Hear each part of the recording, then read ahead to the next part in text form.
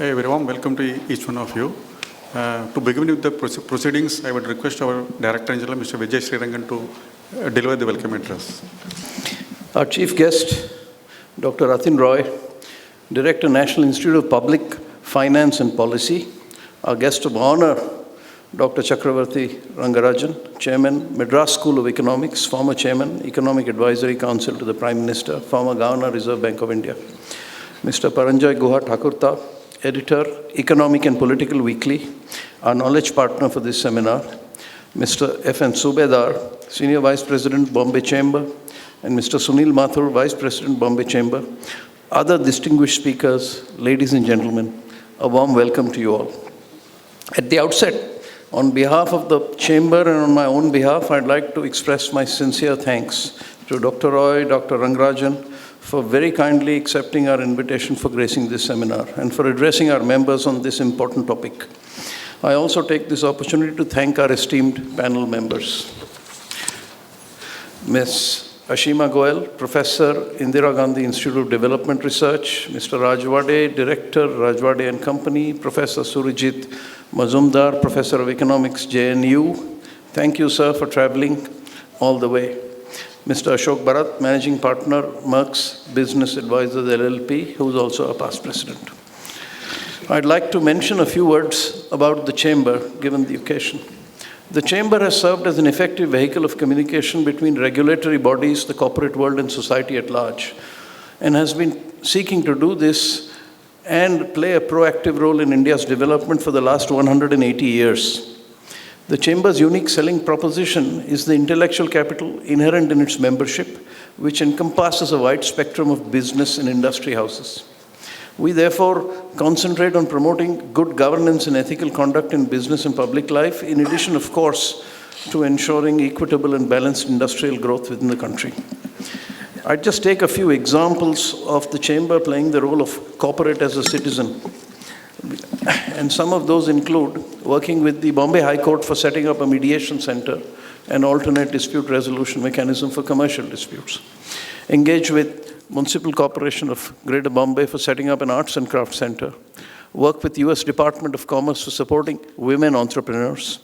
Tie up with BEST for creating world-class maps for best bus routes.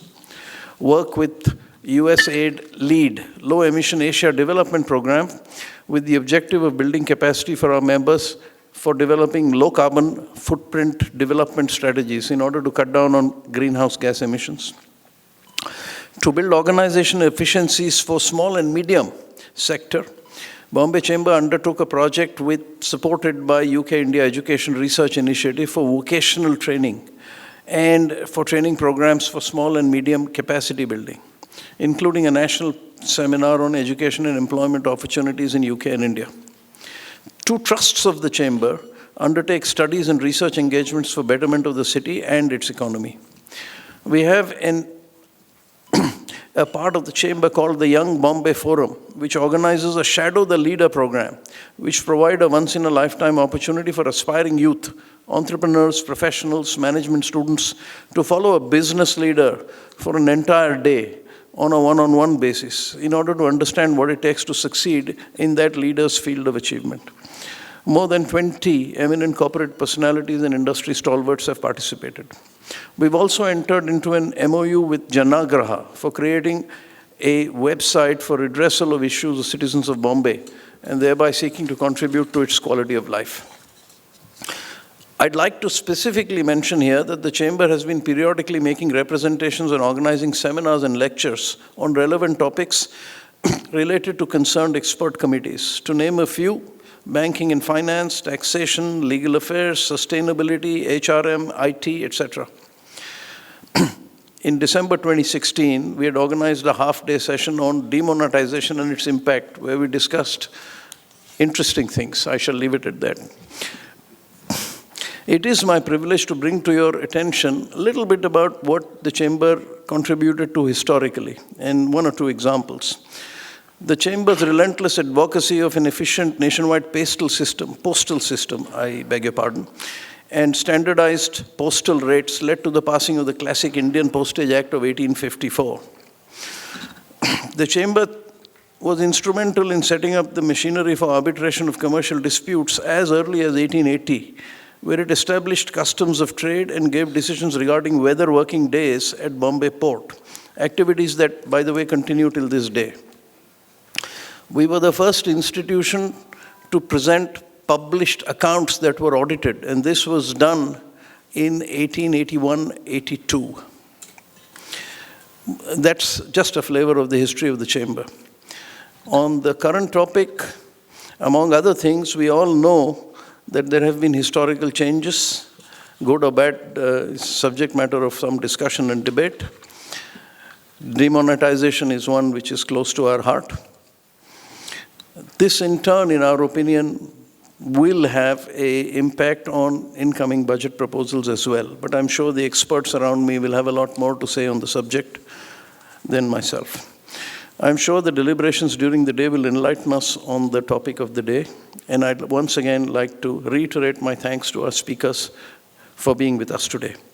I'm sure you will take the benefit of their presence by making it interactive. I'd also like this opportunity to thank our sponsors, Deloitte Haskins, CELS, for extending sponsorship for the seminar. We look forward to continued support of members and sponsors. I'll now request Mr. Subedar, Senior Vice President, Bombay Chamber, to deliver a few introductory remarks and set the theme of the seminar. Mr. Subedar.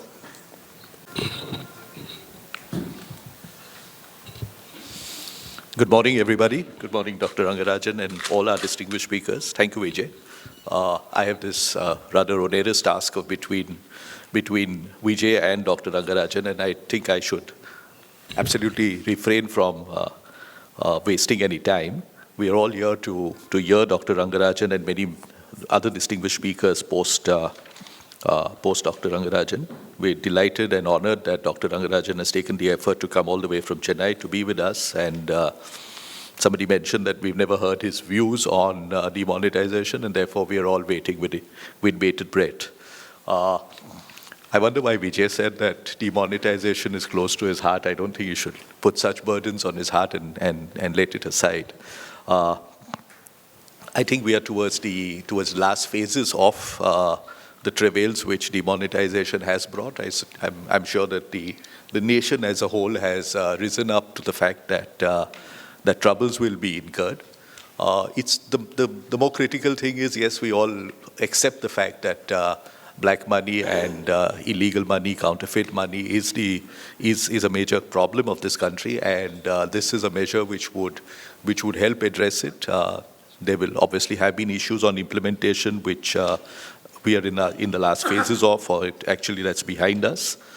The more critical thing is that what next? I mean, we've had this problem. It's a scourge in our economy. We wait with bated breath for the budget on the 1st of February, which is obviously much earlier than a month earlier than our normal date. And that's what one should be watching for. What are the measures which will be taken, which will prevent the reoccurrence of the black money, which hopefully has been taken out of the system to a large extent, to a small extent. That time will tell. The numbers will yet to be published. Some very interesting facts which the Chamber, in fact, and I must thank Ganesh for pointing out, that this is not the first time demonetization has been done. In the last 80 years or 70 years, this is the second time we've had demonetization. We used to have currency notes of rupees 10,000 value in 1938 and in 1954. And we've had two rounds of demonetization in 1946 and 1978. But I suppose that demonetization did not touch the Aam Aadmi, did not touch every one of us, because those kind of notes and at that point of time was a very extremely high value currency, and it must have touched 5%, 1% of the population. Some people would have suffered, some people would have found ways to address the same. Today's demonetization, of course, has affected everyone. I mean, we still have restraints on withdrawing monies from our bank accounts, withdrawing monies from ATMs, which hopefully will go away in a few days. As I mentioned, we're all here to hear Dr. Rangarajan, and may I hand over the dais to him. Thank you, sir. Friends, it gives me a great pleasure to be with you all this morning and to share some thoughts on the coming budget in the context of the recent developments. The budget this year has been advanced by 1 month. This has certain advantages and certain disadvantages. The advantage is that the budget could be passed before the end of the fiscal year so that expenditures can begin to flow according to the allocations mentioned in the budget right from the beginning. This will have a salutary effect on the expenditure flow during the year and is therefore welcome. But at the same time, it has a disadvantage that we do not have enough data to go by, even for estimates of income in the current year or the collection of revenues during the year.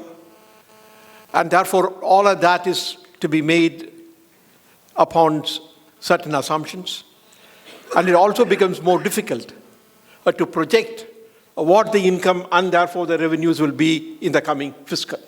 So there are advantages and disadvantages in advancing the budget by a month. But I must say, these are inherent difficulties in all parliamentary democracies, where the budget has to be presented before the end of the fiscal year, and the approval will have to come as early as possible so that the revenues and the expenditures particularly can flow in an even way. But added to all these problems, there's been the uncertainties that have been created by the recent decision to put it in a legal fashion, the withdrawal of the legal tender in relation to selected bank notes. The short term for it is the demonetization. Now, demonetization as a subject has been discussed threadbare by now. Of course, demonetization is suggested always as one of the measures that could be taken to neutralize the unaccounted income, or the black money as people call it, held in the form of cash. Obviously, demonetization cannot be a standalone measure. The limitations of demonetization are very clear. It tries to attack the existing stock of unaccounted income, and that too only in the form of cash. It does not actually do anything about further accumulation of the black money or unaccounted income. Therefore, to prevent further accumulation would need measures such as improved transparency and lesser discretion in governance, revised tax structure, improved tax administration, and last but not the least, the changes in the funding of the political parties and so on. As was mentioned, this is not the first time that demonetization has been attempted, even in India. This is the third occasion. But the demonetization measure this time is far deeper because of the substantial amount of currency that has been being taken out of circulation. The shortage of currency, the new currency, to supply the old currency has caused a lot of problems. I think one has to recognize very clearly the fact that this has led to a lot of suffering on the part of wage earners, daily wage earners, vegetable vendors, retail trade at a very small level, and so on. The pain is real. And there are possibly advantages in the long term, such as a cleaner system, maybe, and a system which uses less cash, and perhaps some of the sectors like real estate, which are cash-driven, may have to modify their thing. But these are all in the future. And they depend upon a number of other factors. But as I said, the pain is real as of now. It is tangible and immediate. And the sooner we get over these disturbances and the distortions that have been created, the better for the economy. I will go on against this background to say a few words on what I think could be done in the budget and what could be the focus in the budget. Every budget is influenced by what the economists call the initial conditions, and that is the state of the economy as it stands now. What is the state of the Indian economy? We all had seen only a few days ago the Central Statistical Office releasing the data on national income. The GDP growth, which was 7.6% in 2015-16, is expected to grow at 7.1% in 2016-17. And I prefer to look at the GVA at the basic prices because that is much closer to what we used to look earlier, the GDP at factor cost. And that goes down from 7.2 to 7%. The only two sectors which goes a greater growth rate than previous year is agriculture, which is expected to grow at 4.1%, and public administration at 12.8. What do we make out of this? These numbers clearly say, even without taking into account the disruptions caused by demonetization, the economy has slowed down. I think that is the one thing that emerges. And once you take into account the disruptions caused by demonetization, where will it be? One doesn't have a clear estimate for that. But therefore, I would really think that we are looking to an economic growth somewhere around between 6 and 6.5% for the year as a whole.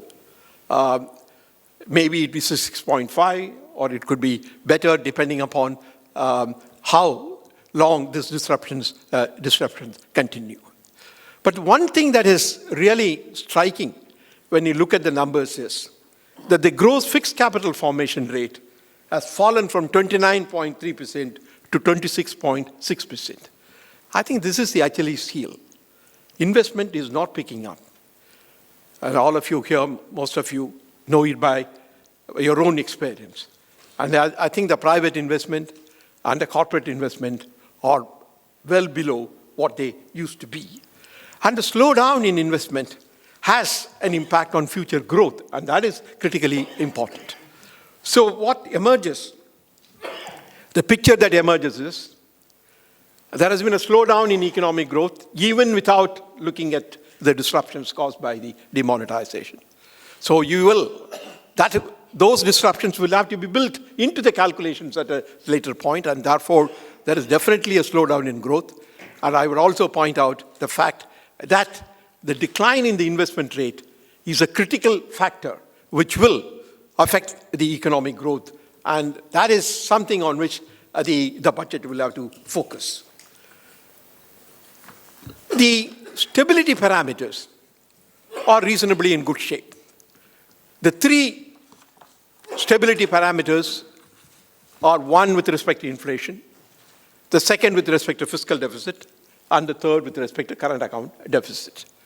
As you all know, both CPI and WPI are now in the region of somewhere between 3% and 3.6%. WPI is 3.2 and CPI is 3.6%. Both are at a level which is well within tolerable limits. And going ahead, I have a feeling that the prices will remain stable, because one thing that has happened is that there's a pickup in agricultural production, and therefore food prices will continue to remain stable in the coming year. And therefore my feeling is that as far as the inflation is concerned, it is under control and will continue to remain under control. On fiscal deficit, 3.5% of the GDP is the target, is the figure mentioned in the budget. Now, what will happen to the numerator and what will happen to the denominator? The denominator is the GDP at market price in current prices. Now, the budget, when it was presented, projected a nominal income growth of 11% for the current year. The CSO has projected 11.7% as the nominal growth rate during the current year. Now, this 11.7% will have to be adjusted because it does not take into account the disruptions caused by demonetization, and therefore it will be lower. But how much lower, we do not know. Perhaps the 11% nominal growth may still hold good. As far as the fiscal deficit in absolute amount is concerned, perhaps you are running on track. I mean, at least we have numbers up to the end of September, detailed provided by the Controller of Accounts, and they clearly indicate that both revenues and expenditures have been on track. The Finance Minister very recently, a few days ago, gave us numbers regarding the growth rate in indirect taxes and direct taxes. He had given the numbers. Direct taxes has grown about 15% and indirect taxes by 25%. Now, taking all of this into account, and also some decline in the next 3 months because of the disruptions caused by demonetization, it is perhaps that the fiscal deficit at 3.5% will hold during the current year. The third dimension is the BOP. This is not the occasion to talk a great deal about it, but let me only say that one thing that has been of concern to the people has been the decline, has been the negative growth rate in exports. 2015-16 saw almost a decline in 15% in the export growth. But in the current year, the growth rate is positive. In the last few months, it has been positive.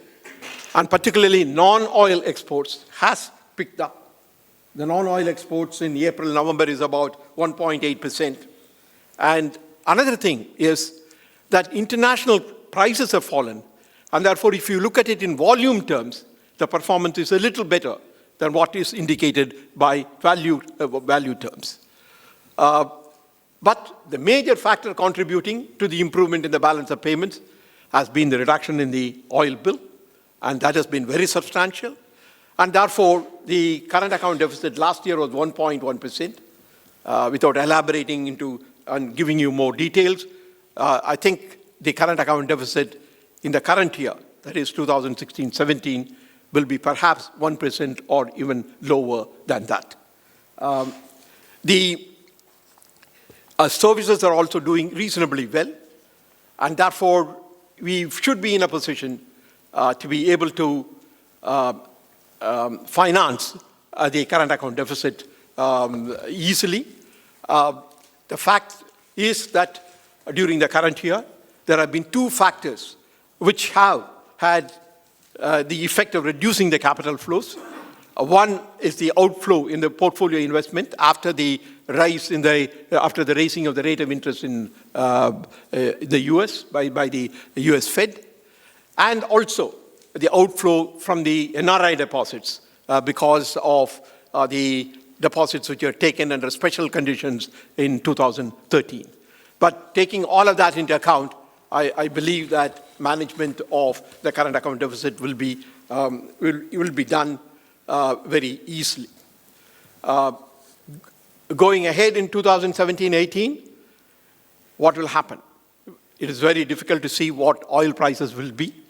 Perhaps the declining phase has come to an end. You're only seeing the rising phase. But it has an effect both on the import side and on the export side. Please remember, export of petroleum products now constitute almost 20% of our total exports. The one weakness on the stability side is with respect to the banking system. The gross non-performing assets ratio has gone up to 9.1% for all scheduled commercial banks, as against 7.8% in March of this year. And the stressed assets ratio has also gone up to 12.2%. And the non-performing assets ratio for the public sector banks is 11.8%. Now, what does that mean? It means a number of things. One, we need to bring in maybe additional capital. The other is the attitude of the banks towards lending. I think that's the critical thing, because when the non-performing assets are at a high level, then the incentive to lend and also to lower the rate of interest comes down. So that is something that we need to look at, even though all the other factors seem to indicate perhaps a fall in the interest rate. It is really the high level of the non-performing assets might put the banking system under some kind of a stress. Having said all of this, I think very briefly, let me say, what should the budget then look at? And what should the budget do?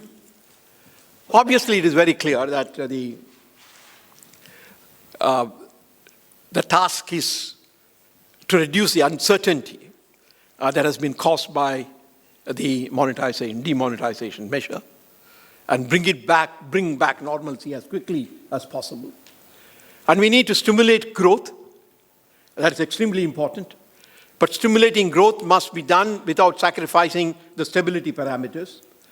But fortunately, the stability parameters I talked about, the three important ones, are under control. And therefore, this gives, in my view, an opportunity for the government to be able to increase the expenditures, particularly the capital expenditures.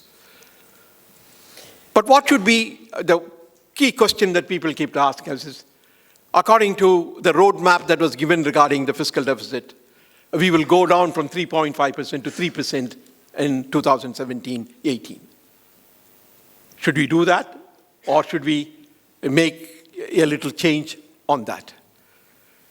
Very often people talk, whenever the fiscal deficit target is given, that those who argue for it are fundamentalists.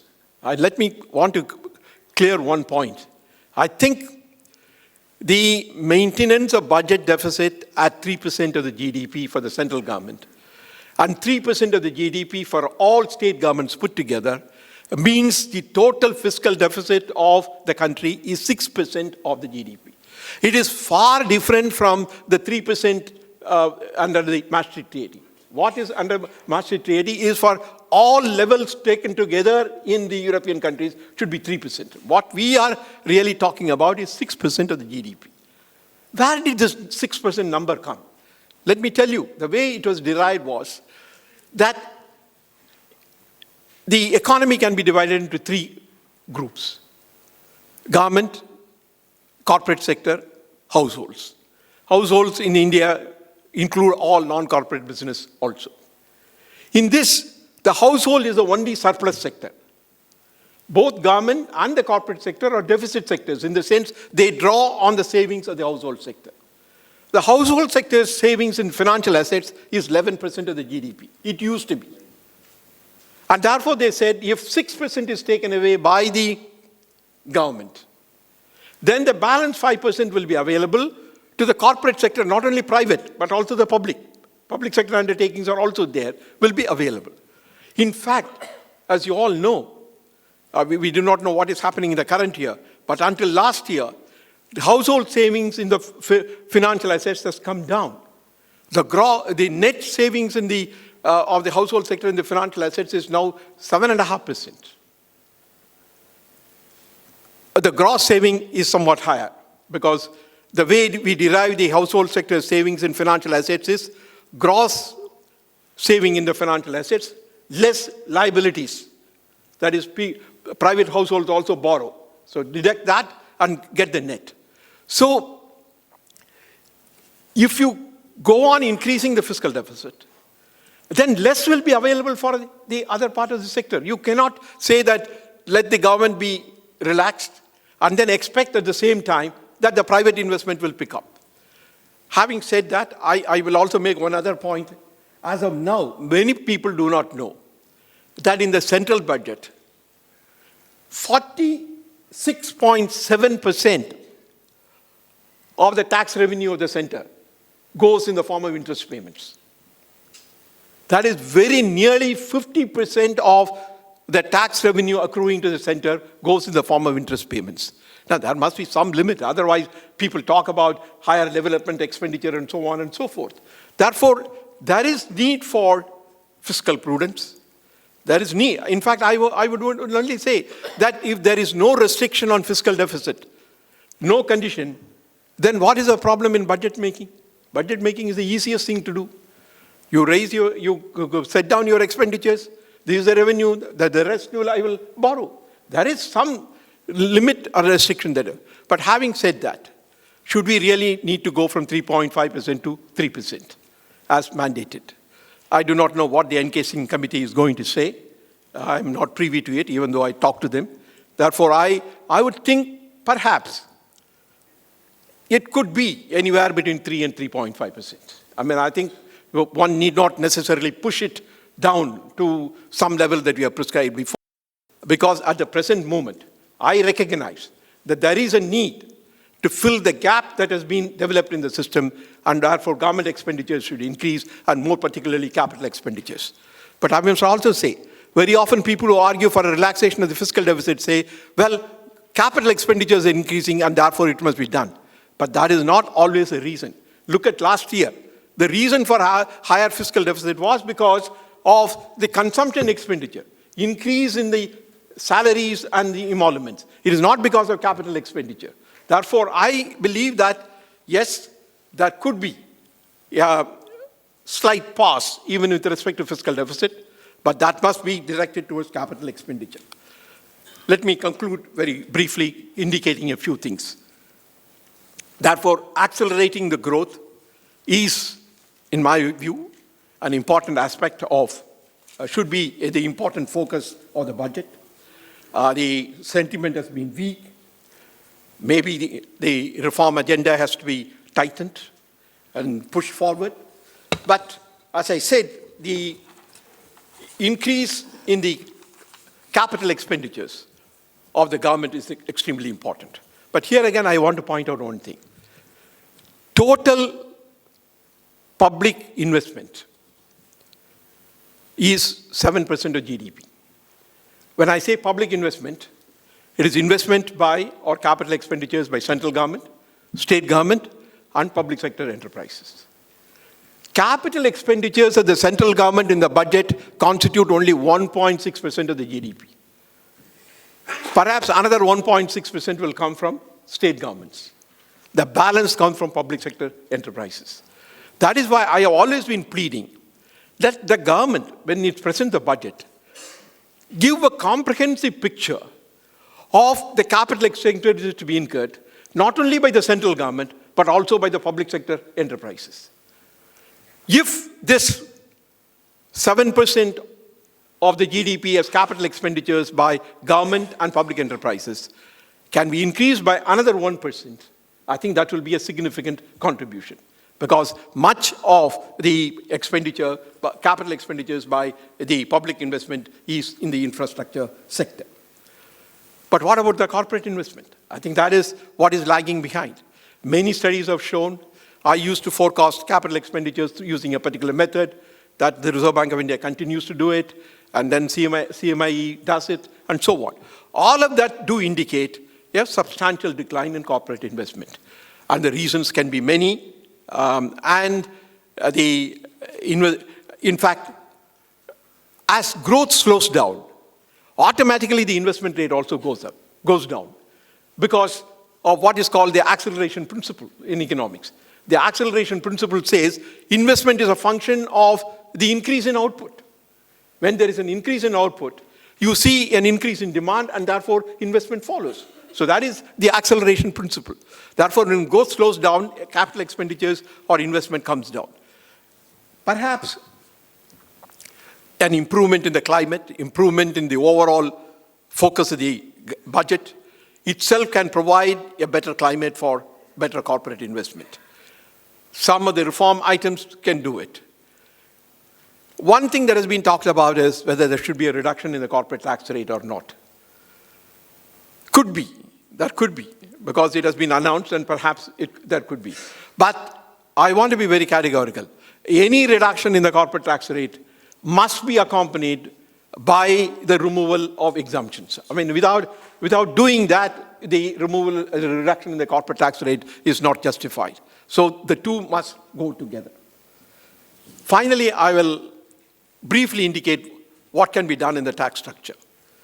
GST coming on 1st April, to me, looks very remote. It has taken a long time. Some significant forward steps were made during the current year, but there are still some difficulties to be ironed out. Perhaps it will. But in a paper Govinda Rao and I had written some time ago, we had argued that since it is so time-consuming to get all the states on board, at least the government of India must look at its indirect tax structure and modify it in such a way that it is in tune with the emerging GST structure. Today, you look at the government of India's indirect tax structure. There are some which are ad valorem. There are some which are specific. And there are innumerable number of slabs in the tax rates also. So I would really suggest that in this budget, the government of India should really revise the indirect tax structure to bring it in close alignment with the expected GST structure that will emerge. I think that is important. Some time ago, the securities transaction was imposed and the capital gains taxation was modified accordingly. I think it's time to go back and see whether we can abolish the securities transaction tax and do something about the capital gains taxation. Finally, one word on the expenditure side. I mentioned about the improvement in the increase in the capital expenditures. One other thought that I understand is going around is the idea of providing a basic income to everybody. As an idea, it's good because it does away with many other intermediaries and provides directly to the people.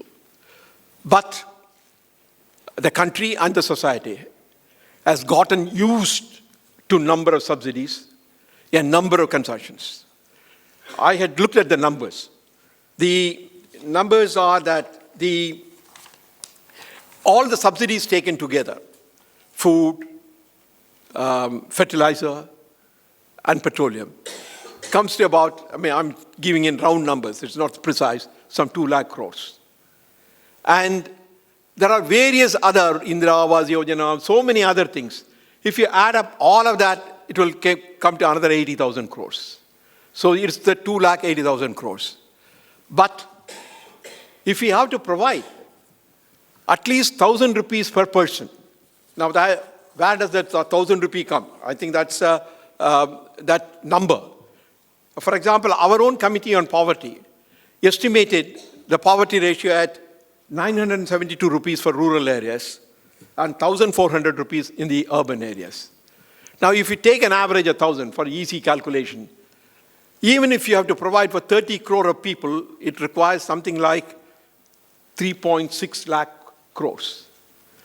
Now, the problem with giving it only to 30 crores of people is, once again, you have to identify the people. The same problem will come back. When people talk about basic income scheme, people talk of universal basic income scheme, so that everybody gets it.